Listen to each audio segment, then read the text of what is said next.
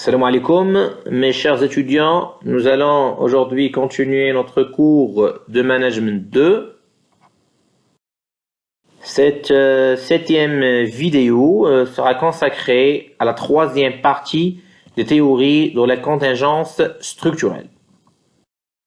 Dans cette vidéo, nous allons voir les facteurs de contingence selon Henry Mansberg. Donc, c'est un théoricien connu parmi les auteurs de la contingence ou de l'école de la contingence. Il réalise une synthèse des travaux des théoriciens de l'école de la contingence. C'est un universitaire. Il a beaucoup des écrits sur la théorie des organisations et des structures, ainsi que le pouvoir. Il est auteur de plusieurs ouvrages de référence en management. Donc pourquoi on considère que Henry Mansberg est l'un des auteurs de la contingence? Car lui-même, il s'oppose aux idées qu'il existe une seule façon de faire les choses, qu'il existe le one best way. Pour lui-même, il existe des variables de contingence, des variables internes et externes, des facteurs qui peuvent influencer, qui peuvent impacter la structure de l'entreprise. Alors, avant d'aborder la synthèse de Mansberg sur les facteurs de contingence, il est indispensable de voir comment Henry Mansberg voit le fonctionnement d'une organisation. Alors, pour lui, une structure d'une entreprise, généralement, on trouve un sommet hiérarchique en haut, au milieu, une ligne hiérarchique. Dans les deux côtés, il y a une fonction support logistique à droite et une technostructure à gauche. Et dans la base, il y a le centre opérationnel. Alors, commençons par la base où il y a le centre opérationnel. Donc, déjà, le mot opérationnel, il y a le mot opération. Il rassemble les membres de l'organisation qu'on les appelle les opérateurs. Donc, ce sont des ouvriers qui réalisent des opérations dont le travail est directement lié à la production des biens et services. Centre opérationnel, un ensemble d'ouvriers, d'opérateurs qui réalisent des opérations de production. Au milieu, il existe la ligne hiérarchique. Il est composé de cadres, de contremaîtres qui assurent la relation professionnelle entre le sommet hiérarchique, entre le haut de la hiérarchie et le centre opérationnel. La technostructure, cet ensemble est composé d'analystes spécialisés, des experts qui agissent sur le travail, des autres ont le planifiant. Ils contrôlent la bonne réalisation des objectifs fixés par le sommet hiérarchique. La technostructure, c'est un regroupement d'experts, des analystes spécialisés dans plusieurs domaines. Ils font la planification et le contrôle des objectifs ou de la réalisation des objectifs fixés. En ce qui concerne la fonction support logistique, c'est un rassemblement d'agents qui assurent la fourniture de différents services internes. Donc, ce sont des supports logistiques pour le bon fonctionnement des services internes. Exemple, cafétéria, le service postal et le conseil juridique. Le sommet hiérarchique, c'est le haut de la structure. Ce sont généralement des personnes qui prennent les décisions stratégiques. Et ici, on revient au mot stratégie, constitué de un ou de plusieurs managers qui dirigent l'organisation. Donc, c'est un regroupement de personnes qui prennent les décisions stratégiques. Ça veut dire qui fixent des objectifs dans le long terme et les moyens pour réaliser ces objectifs dans le long terme, selon la définition de la stratégie de Chandler.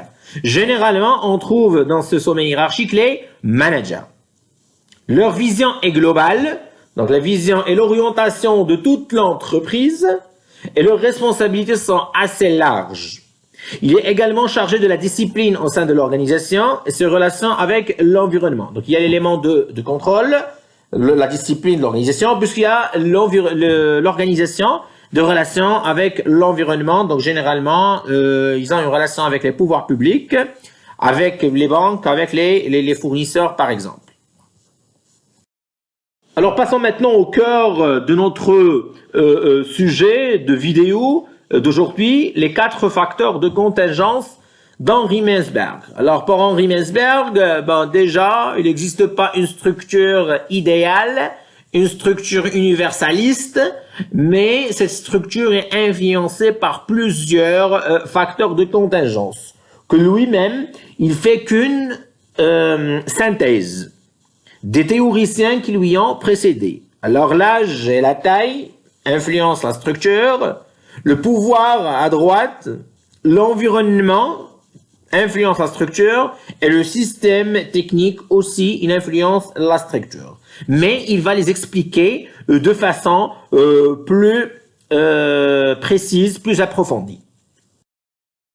Alors le premier facteur, c'est l'âge et la taille. Selon Mintzberg, l'âge et la taille de l'organisation impactent sa structure. L'âge, c'est l'ancienneté de l'entreprise.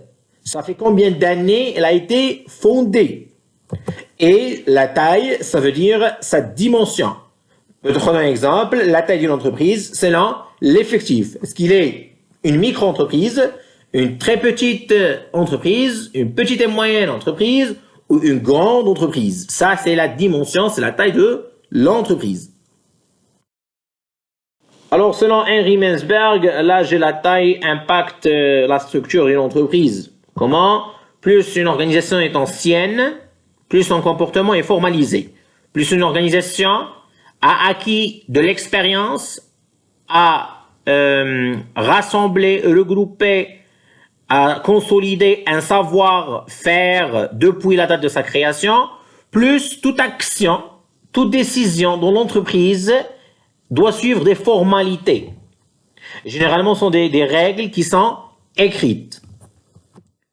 Plus l'organisation est grande, en termes de taille, en termes de dimension, plus son comportement est formalisé. Donc, plus une entreprise, sa taille est grande, plus toute décision, toute action dans l'entreprise suit des formalités, suit des règles écrites. Plus l'organisation est de grande taille, donc toujours en termes de dimension, plus sa structure est élaborée. Donc, généralement, on peut avoir une petite entreprise qui est nouvellement créée, qui n'a pas de structure. Mais dès que l'entreprise devient grande, la structure devient obligatoire. L'élaboration de la structure devient obligatoire. Donc, ce qui a déterminé l'élaboration de la structure, c'est la taille. Pourquoi? Plus les tâches y sont spécialisées, donc il y a plusieurs spécialités par domaine de compétences d'entreprise, plus les unités sont différenciées et plus la composante administrative est développée. La structure de l'organisation reflète l'âge de la fondation de son activité. Celle-ci peut être en conformité avec l'époque industrielle de sa création, aussi que la structure peut être impactée par le contexte, par l'époque industrielle de sa création. Donc, la structure, cette structure de cette organisation, il reflète l'époque de sa création. Le deuxième facteur de contingence, selon Henri Mintzberg, est le système technique. Pour Henri Mintzberg, le système technique impacte la structure de l'organisation. Comment le système technique impacte la structure d'une organisation? Selon Henri Mintzberg, plus le système technique est régulé, c'est-à-dire plus le contrôle du travail des opérateurs est grand, plus le travail opérationnel est formalisé. Et plus la structure du centre opérationnel est bureaucratique. Ça veut dire que plus que le système technique suit un contrôle sévère, muraqaba shadida, des opérateurs, du centre opérationnel, des ouvriers qui réalisent des opérations liées à la production, plus que le travail est formalisé, plus que le travail opérationnel, il suit des textes, il suit des règles écrites dans l'entreprise. Et plus, la structure du centre opérationnel est bureaucratique. Ça veut dire bureaucratique, nous avons déjà vu ça avec Max Weber. Donc, généralement, ça s'approche aux règles de l'autorité rationnelle ou l'autorité légale.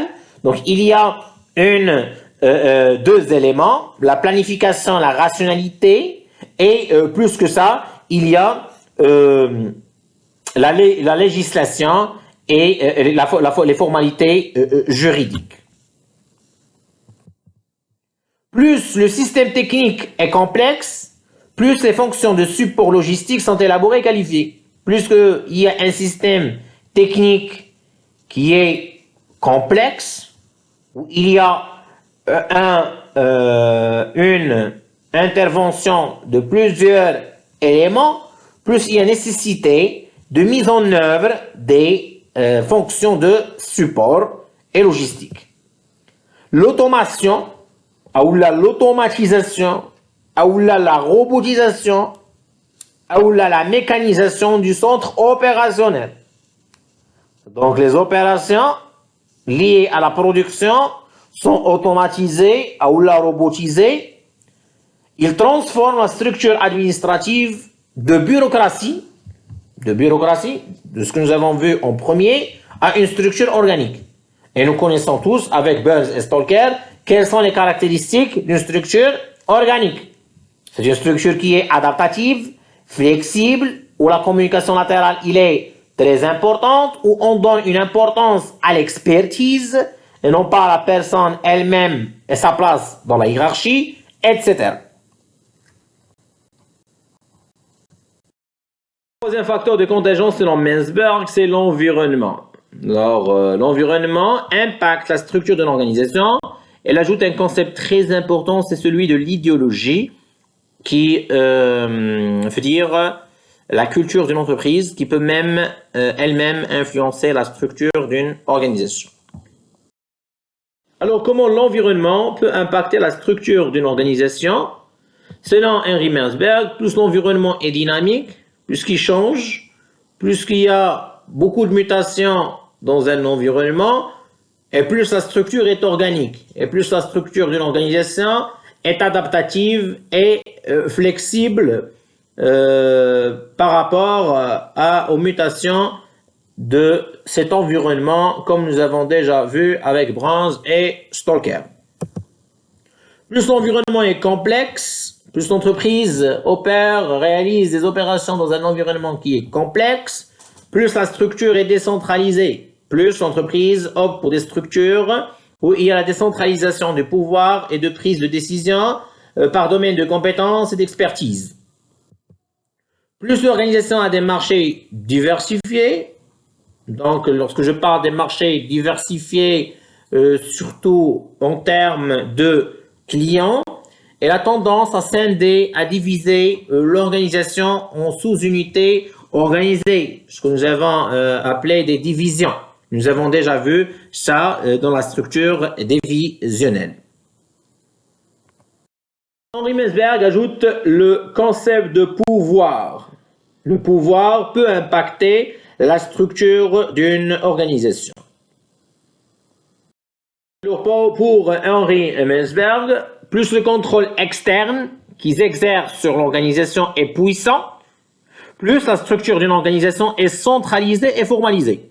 Généralement, il parlait du contrôle des actionnaires. Puisqu'il y a un contrôle qui est fort, plus que la structure de l'organisation, elle va centraliser tout et il va être formalisé.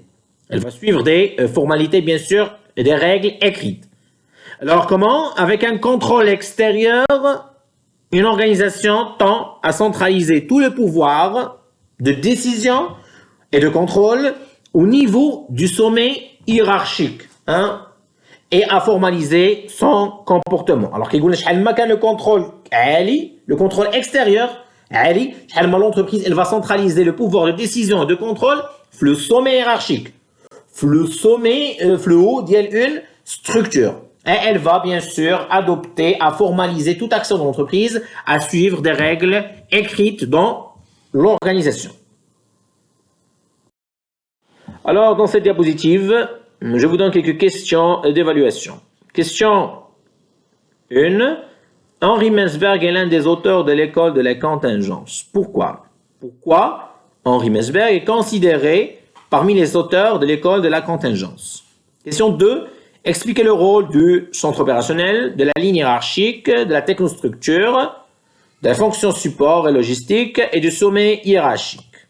Question 3. Expliquer l'impact de l'âge et la taille, l'environnement, le système technique et le pouvoir sur la structure d'une organisation selon Henri Mintzberg.